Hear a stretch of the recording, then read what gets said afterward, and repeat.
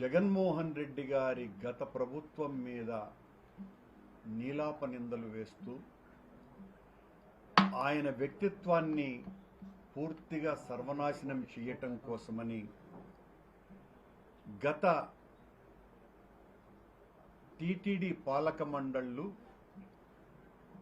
వాళ్ళ ఆధ్వర్యంలో స్వామివారి అమృతతుల్యమైనటువంటి అన్నప్రసాదాలు లడ్డూలలో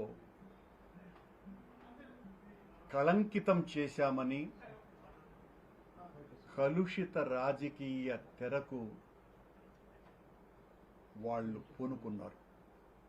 ఎంత దారుణమంటే కోట్లాది మంది అత్యంత ప్రీతిపాత్రంగా ఎంతో భక్తితో మాకు లడ్డు కించిత్తు దొరికితే చాలు, స్వామివారే మమ్మల్ని ఆశీర్వదించినట్టే అని భావించేటువంటి ఆ లడ్డు ప్రసాదం మీద అభాండం మోపటం ద్వారా మనకు రాజకీయ ప్రాబల్యము లబ్ధి చాలా పెరిగిపోతాయి అని చంద్రబాబు గారి ప్రభుత్వం కుట్ర చేసి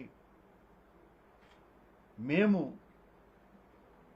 లడ్డు తయారీలో అన్నప్రసాదాల తయారీలో నెయ్యిని వాడకుండా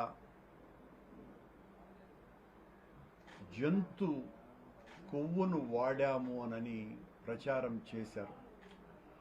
మొత్తం ప్రపంచవ్యాప్తంగా ఉన్నటువంటి హిందువులకందరికీ కూడా చాలా బలంగా మా మీద ఈ నిందను మోపి వాళ్ళ ప్రాబల్యం పెంచుకోవటానికి బలమైన విషప్రయోగమే చేశారు.